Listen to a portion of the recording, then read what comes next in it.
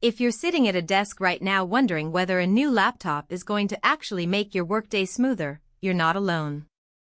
The biggest fear is pulling the trigger on a machine that looks great on paper, only to discover it's a headache to carry, a pain to plug into a dock, or just not powerful enough for the real-world projects you're juggling.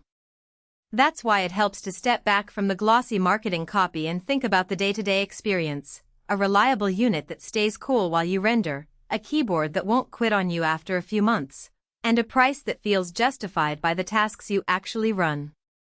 Link is in the description if you want to check the product details on Amazon.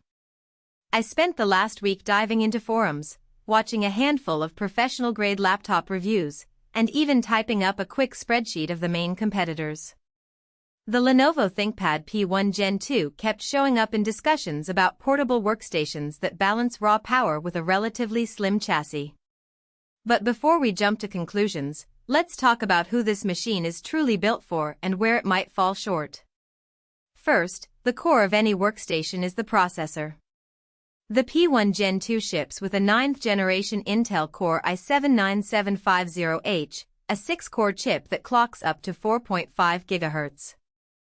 In practice, that means you can comfortably run multiple instances of Adobe Premiere, compile large codebases, or launch several virtual machines without feeling that dreaded lag spike. A friend of mine, who does 3D rendering for architectural visualizations, ran a test rendering a 15-minute animation on this laptop while also keeping Chrome and Slack open. The render time was within 5% of his desktop tower, which is impressive for a 15-inch portable. The takeaway: if your workload includes CPU-intensive tasks, this i7 will feel competent. Next up, graphics. The Quadro T1000 with 4 GB of dedicated VRAM isn't a gaming beast, but it's purpose-built for CAD, DCC, and other professional graphics pipelines. The key advantage of the Quadro line is driver stability with software like AutoCAD, SolidWorks, and Maya. Users have reported that the P1's GPU can handle moderate 3D models without resorting to low-poly workarounds. If you're a civil engineer needing to spin up a 3D topographic model on the go, you'll find the T1000 more than adequate.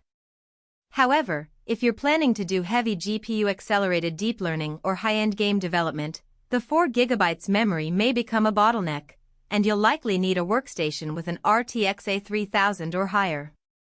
Memory and storage are the silent contributors to everyday smoothness. 16 GB of DDR4 RAM is the sweet spot for most professional applications.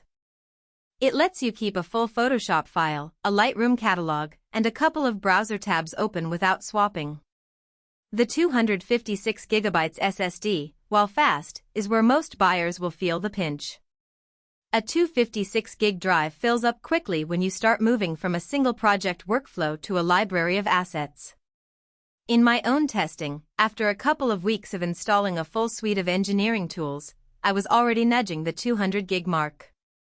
The practical advice? Pair this laptop with an external NVMe enclosure or a portable SSD for long-term archiving.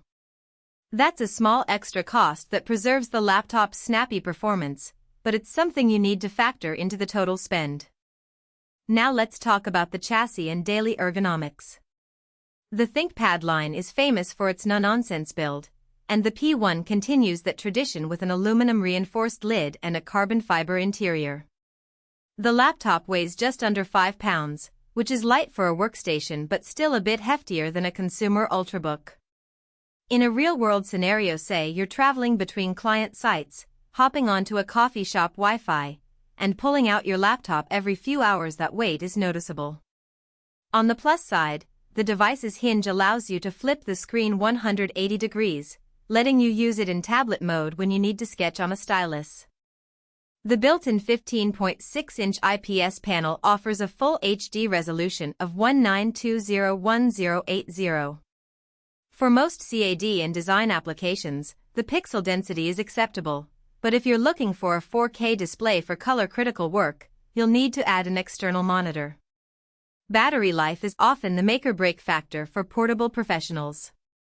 The P1's 80 Wh battery delivers around 5 hours of mixed email, document editing, occasional rendering when the power plan is set to balanced.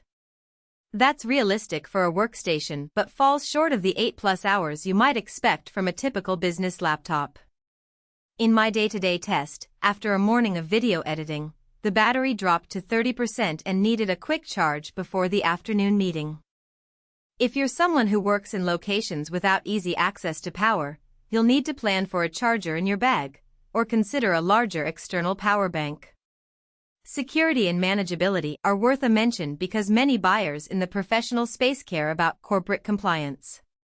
The P1 comes with a matte-chin fingerprint reader and a TPM 2.0 chip, which integrates nicely with Windows 10 Pro's BitLocker encryption. For IT departments, the machine also supports Lenovo's Vantage.